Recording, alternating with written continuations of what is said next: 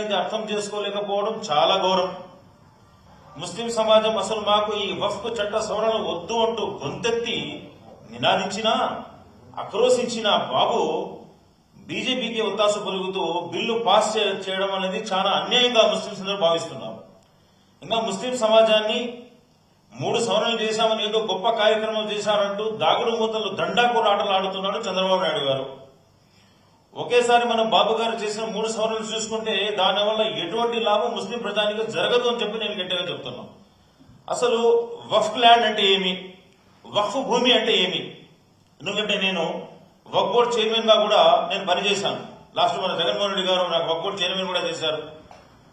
ఇంత ముందు హిస్టరీ చూసుకుంటే ప్రతి ఒక్క చైర్మన్ వచ్చి శాలరీస్ తీసుకున్నాడు 2.5 lakh to 3 lakhs. కానీ అల్లా గారి వలన నేను జీతం లేకుండా కూడా వక్ఫ్ బోర్డులో పనిచేసిన చరిత్ర వైఎస్ఆర్సీపీ ప్రభుత్వానికి. ముఖ్యంగా ఒక మాట చెప్పండి, వక్ఫ్ ల్యాండ్ అంటే అల్లా గారి భూమి. అది ఆల్రెడీ మనంగా చెప్పింది కాదు, ఇది ఆల్రెడీ సుప్రీంకోర్టు చెప్పిన ఇది వాక్యం. ఇది వక్ఫ్ ల్యాండ్ అంటే అల్లా గారి భూమి. ఇది ఎవరు వక్ఫ్ చేస్తారు ఈ ల్యాండ్ ని? ఇదేమైనా గవర్నమెంట్ ల్యాండా అంటే గవర్నమెంట్ ల్యాండ్ కాదు. ఈ ల్యాండ్ ని ఇంతకుముందు దగ్గర 50-100 సంవత్సరాల 200 సంవత్సరాల టైంలో ఎక్కువ ఎవరైతే ల్యాండ్స్ ఉన్నాయో వాళ్ళు, మళ్ళీ పిల్లలు లేని వాళ్ళు, అంటే మొత్తం ముస్లింస్ ఎవరైతే ఉన్నారో ఒక ఇన్స్టిట్యూట్ కింద, అంటే ఒక దర్గా కిందనో ఒక మసీద్ కిందనో 50 ఎకరాలు 100 ఎకరాలు 150 ఎకరాలు 200 ఎకరాలు రాసిన చరిత్ర అది భద్రంగా ఉంది మన వక్ఫ్ రికార్డులో. అటువంటి ఆ ల్యాండ్ వచ్చే ఇన్కమ్ ని ఆ ఇన్స్టిట్యూట్ డెవలప్ చేయాలా, దాని తర్వాత ఆ మిగిలిన వచ్చే ఇన్కమ్ ని ఆ పేద ప్రజలకు పంచాలా అని చెప్పి వక్ఫ్ యాక్ట్ లో క్లియర్ గా ఉంది. కాబట్టి ఇదేదో గవర్నమెంట్ ల్యాండ్ అని, అదేదో తీసుకొచ్చి గవర్నమెంట్ ప్రయోజనం చెందుతుందని అంత ప్లాన్ చేసి బీజేపీ వాళ్ళకి ఒత్తాసు పలకడము చంద్రబాబు, దాని తర్వాత పవన్ కళ్యాణ్కి ఎంతవరకు సమంజసమని నేను గట్టిగా అడుగుతున్నాను. ముఖ్యంగా మీరంతా మొన్న చూడొచ్చు, లోక్సభలో కూడా మా మిథున్ రెడ్డి గారు క్లియర్ గా దాన్ని బిల్లుని అపోజ్ చేస్తూ బిల్లుకి అగెనిస్ట్ గా ఓటేశారు. రాజ్యసభలో కూడా మీరు చూడొచ్చు, రాజ్యసభలో కూడా ఆల్రెడీ మన వైవి సుబ్బారెడ్డి గారు విప్ కూడా జారీ చేశారు. విప్ జారీ చేసి మన బిల్లుకి అగెనిస్ట్ గా ఓటేశారు.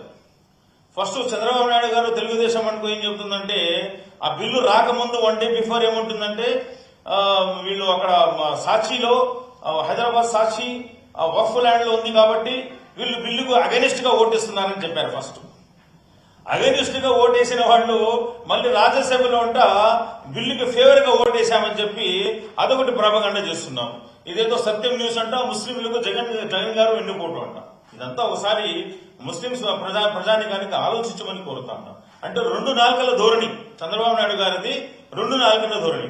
ఎందుకంటే మీకంతా తెలుసు, ఈసారి ముస్లిం సమాజం అనేది దగ్గర 3 ఎమ్మెల్యేలను గెలిపించి మీకు పంపించారు. సరే ఏదో ముస్లింస్ ఇంకా బాగా వీళ్ళు చేస్తారని చెప్పి ఆలోచిస్తే అంత వెన్నుపోటు రాజకీయం చంద్రబాబు నాయుడు అని చెప్పి నేను గట్టిగా తెలుపుతాను. ఎందుకంటే ఆయన వెన్నుపోటు రాజకీయాలు మనకంతా తెలుసు. ఫస్ట్ మామ గారిని వెన్నుపోటు పొడిచాడు, దాని తర్వాత బామర్దులను వెన్నుపోటు పొడిచాడు, దాని తర్వాత ఎస్సీ ఎస్టీ బీసీలు కూడా వెన్నుపోటు పొడిచే చరిత్ర చంద్రబాబు నాయుడు గారు మీదే కదా అని చెప్పి నేను గట్టిగా తెలుపుతాను. కాబట్టి ముఖ్యంగా ఒకసారి క్లియర్ గా ఆలోచించండి.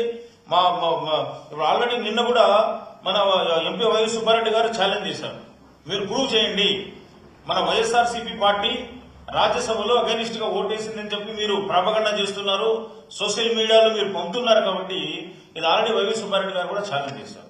కాబట్టి ఇప్పుడు ఏ అర్థమవుతారు తెలుగుదేశం పార్టీలో ఉండే పార్టీలో నాయకులు అలాగే. కాబట్టి ముఖ్యంగా ఒకటి ఆలోచించండి, నితీష్ కుమార్ పార్టీ ఏదైతే ఉందో జేడీయూ పార్టీ, అది మన వక్ఫ్ బోర్డుకి ఫేవర్ గా ఓటేసిందని తెలుసుకున్న వాళ్ళు ఇమీడియట్ గా చాలా మంది రిజైన్ చేస్తున్నారు. నేను చూసి 4 లీడర్లు పెద్ద లీడర్లు మన అగెనిస్ట్ గా ఉన్న పార్టీ రిజైన్ చేస్తున్నారు. ఆ విధంగానే తెలుగుదేశం పార్టీలో ఉండే నాయకులు నేను ఒకే మాట చెప్తున్నాను, ఎందుకంటే మన వక్ఫ్ బిల్లుకి ఫేవర్ గా చంద్రబాబు నాయుడు ఓటేశాడు, జనసేన ఓటేసింది. కాబట్టి తెలుగుదేశంలో ఉండే నాయకులకు, జనసేనలో ఉండే ముస్లిం నాయకులకు ఒకే మాట చెప్తున్నాను, మీరు బయటకు రాగలరా? బయటకు వచ్చి ఈ బిల్లు కోసం మరి పోరాటం చేద్దామా అని చెప్పి నేను మీకంతా సవాల్ ఇస్తున్నాను. కాబట్టి ముఖ్యంగా ఏదైతే జగన్మోహన్ రెడ్డి గారు చెప్తారో అది చేస్తారో నేను ముందుగానే చెప్పాము. ఎందుకంటే మేము వచ్చి ఈ బిల్లుకి అగెనిస్ట్ గా ఉంటామని. ఇంకోటి ఏమిటంటే మనకంతా తెలుసు, ఇప్పుడు మామూలుగా దేవాదాయ శాఖ ఉంది హిందూ సోదరుల కోసం. ప్రతి ఒక్కరు కోరుకుంటారు. ఎందుకంటే దీంట్లో ముస్లిం రావాలని ఎవరు కోరుకోరు. ఎందుకంటే వాళ్ళ మత ఆచారాలు, వాళ్ళ మత ప్రాపర్టీస్ ఏదైతే ఉన్నాయో హిందూ సోదరులకి ఎక్కువ తెలుసు. కాబట్టి దాంట్లో ఇప్పుడు దేవాదాయ శాఖలో ముస్లిం చేర్చడం అనేది హాస్యాస్పదం. అలాగే ఇప్పుడు మా వక్ఫ్ బోర్డులు అంట ఈ చంద్రబాబు నాయుడు గారు జనసేన అంట వీళ్ళు ఏం ప్లాన్ చేస్తున్నారంటే ఇతర మతస్థుల్ని కూడా చేర్చమని వాళ్ళు బిల్లు పాస్ చేపిస్తున్నారు.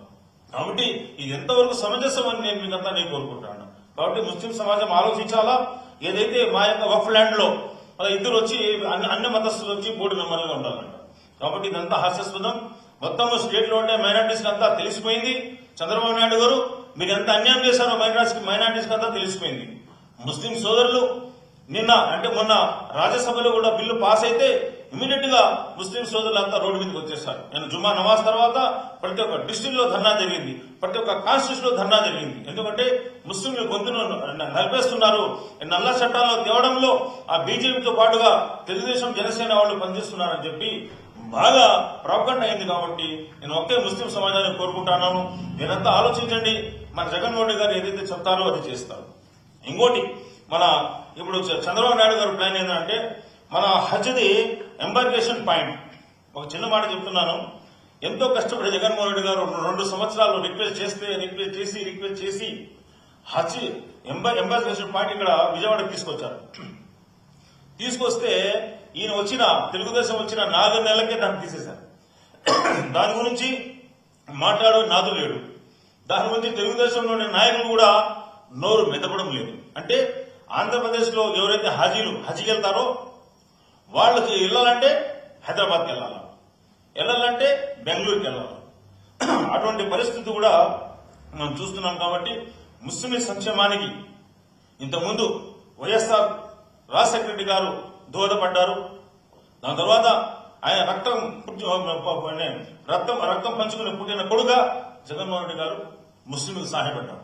ఎన్నో స్కీములు అంటే ఏదైతే మేనిఫెస్టోలో చెప్పాడో అది చూపించిన చరిత్ర కూడా జగన్మోహన్ రెడ్డి గారు తెలుపుకుంటూ, కానీ మన చంద్రబాబు నాయుడు గారు ఏదైతే చెప్తారో అది చేయరు. ఈసారైనా ముస్లిం సమాజం గమనించండి.